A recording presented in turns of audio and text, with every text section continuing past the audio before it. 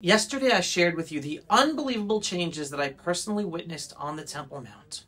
I remember the days, not long ago, when the government of Israel was so afraid of the Muslim world and global condemnations that it forbid Jews from going up to the Temple Mount without there even being a law, to then forbidding them from being able to drink water on the Temple Mount or say any blessings on the Temple Mount, to even forbidding us from moving our lips in prayer on the Temple Mount. Yes, I've had police officers telling me to stop moving my lips. Yet I experienced full-out public prayer out loud the other day on the Temple Mount. If you didn't see this video yet, then I highly advise you to watch it now and see the changes for yourself. Today I want to address the global backlash to us Jews who went up yesterday on the day commemorating the destruction of both of our temples, with a record high of over 3,000 plus Jews visiting the Temple Mount, with some even publicly praying on our holiest sites. What really caught the anger of the world was the fact that Israel's Minister of Internal Security, Itamar Ben-Gvir, went up to the Temple Mount as well. Well, in addition to Muslim countries going berserk and threatening violence, blaming us Jews for inciting violence in the region by visiting and praying on our holiest sites, the Biden administration also got involved, showcasing once again how it is completely missing the mark on the core issue of violence and terror in the Middle East and the aggression against Israel. Basically, they show clearly once again how they are part of the problem in appeasing the intolerant, violent, terrorizing Islamic jihadis in the Middle East, instead of being part of the solution to ending their intolerance, violence, and terror. As Secretary of State Blinken said yesterday in a press statement, the United States stands firmly against Ben-Gvir's visit to the Temple Mount. I'm not including the Muslim name. It's the Temple Mount that existed there before Muhammad even invented Islam. The United States strongly opposes Israeli Minister of National Security Itamar Ben-Gvir's visit to the Temple Mount on August 13th, which demonstrated blatant disregard for the historic status quo with respect to the holy sites in Jerusalem.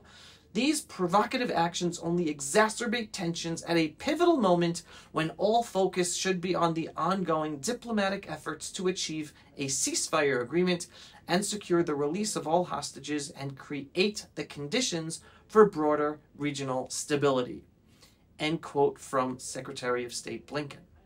So, according to the United States foreign policy under the Biden administration, Jews are the ones provoking violence in the Middle East by visiting and praying on our holiest of sites, built more than 2,000 years ago, again, before Muhammad even introduced Islam to the world and before the first Arab ever stepped foot in the ancestral Jewish homeland of Israel. Let's go over the facts. Since October 7th, 2023, Israel has been caught in an unprovoked war, initiated and supported by Iran and Qatar. It's a seven-front war that started with Hamas in Gaza.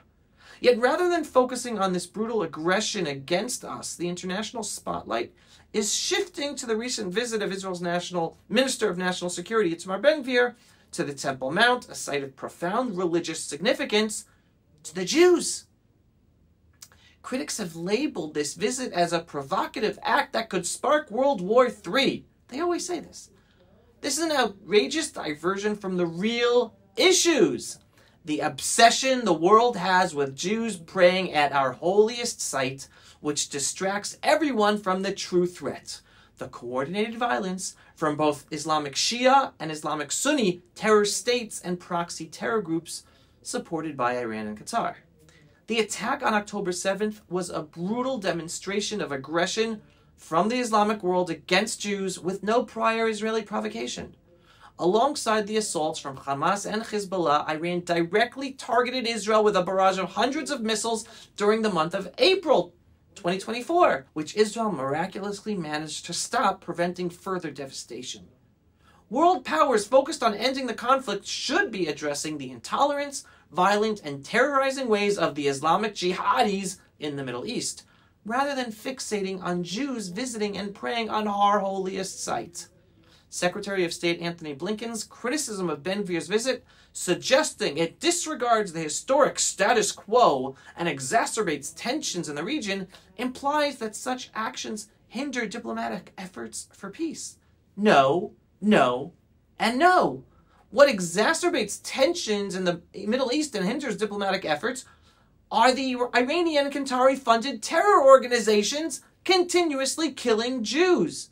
Period. And do not get me started on the need to force them to surrender and release our captives in Gaza, which the Biden administration has not been focused on. They're focused on forcing us to a ceasefire. Those are the steps exacerbating tensions and hindering diplomatic efforts for peace that the Biden administration is ignoring, showing us that the Biden administration doesn't really care about ending the violence and saving our captives. Blinken's criticism overlooks a crucial fact. The aggression against Israel is not about the Temple Mount. It's about the very existence of Jews living in our ancestral homeland. On the 9th day of the Jewish month of Av, which was just yesterday, Jews around the world mourned the destruction of the 2 temples in Jerusalem, a connection to our history that predates both Islam and the Arab presence and the Arab Muslim presence in the region, in Israel. Historical monuments like the Arch of Titus in Rome underscore this long-standing connection, besides the Temple Mount itself. And the Arch of Titus was built by the Romans for one reason, to celebrate their destruction of the Jewish temple in Jerusalem. And yet the world wants to ignore the Jews' connection to our Temple Mount. The violence against Jews in Israel is fundamentally about one thing and one thing only: the refusal of the jihadi elements within the Shia and Sunni Muslim worlds to accept the Jewish state of Israel. The attack on October 7th was a stark reminder that this hostility is driven by a desire to eliminate the Jewish presence in our ancestral homeland, regardless of whether Jews visit or pray on our Temple Mount or not. The international focus on forbidding Jews to visit and pray on our holiest site, which is blatant religious discrimination that should not be tolerated by Western countries that profess to believe in equality and respect for all religions, it's not only a misguided policy, but it's a dangerous policy. It perpetuates a policy of appeasement, appeasing the most dangerous elements in the world, Islamic jihadis who are doing their jihad all over the world against infidels, and fails to confront their intolerance and violence that endangers the whole freedom-loving world, not just us Jews in Israel. This approach by the Western world, particularly by U.S. foreign policy, only emboldens Iran, Qatar, Hamas, Hezbollah, the Palestinian Authority, Egypt, and all other Islamic jihadis in the world who seek to undermine Israel's existence, harm Jews, and harm all non-Muslims all over the world. Blinken and others pushing for restrictions on Jewish visits to our holiest site, the Temple Mount, need to reassess their approach, prioritizing Jewish visits and prayer on the Temple Mount over addressing the substantive threats from Iran, Qatar, and their terror proxies all across the Middle East endangers not only Israel, but it endangers global security. The genocidal aggression against Israel, disguised as a cause called Palestine, will not be resolved by appeasing aggressors or pushing policies that ignore the realities on the ground. We need a firm stance against the perpetrators like Iran, Qatar, Hamas, Palestinian Authority, Hezbollah, and a recognition of Israel's historical and current realities. Despite the pressures and misguided policies from allies like the Biden administration, Israel will remain steadfast in defending our security and sovereignty. We must confront the aggression from the Muslim world head-on and not bow to diplomatic pressures, even from our allies, that ignore the root causes of this conflict in the Middle East. That's why, despite the White House's pressure, the Netanyahu government must resist any ceasefire deal that allows Hamas and Hezbollah to continue to exist. So long as they both exist on Israel's borders, Israelis evacuated from the border communities up north and down south will not return to their homes out of fear of more October 7th massacres taking place against them.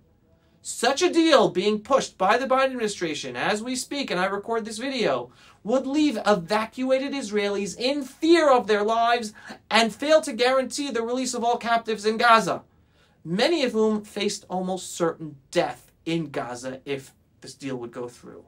Hence, the deal will not happen.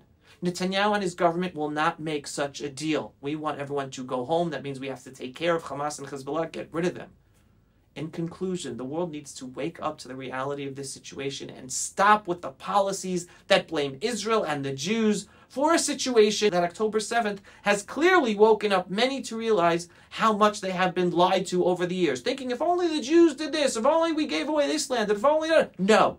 Only by understanding the true nature of the conflict, the Islamic jihadi refusal to accept the presence of Jews as sovereign in our ancestral homeland of Israel, only then can we make genuine progress toward peace and stability in the region. This is the truth you get from me at the Pulse of Israel. If you are not yet a subscriber to our Pulse of Israel videos, go to pulseofisrael.com and click to subscribe. And if you think these videos and messages are important for you and others to hear, we are a supporter-based organization. Every once in a while, click on the donate button to give us your support to continue this work and provide you with the belief-based, inspiring, politically incorrect truth that is necessary to bring us a better future for all of us in the whole freedom-loving world. Signing off from our ancestral homeland, the land of Israel, in our beautiful, ancestral, and indivisible capital, Jerusalem, since King David's time, this is Avi Below. Shalom, and thanks for watching. Pulse of Israel, frontline videos from the Holy Land. Support our work by donating today.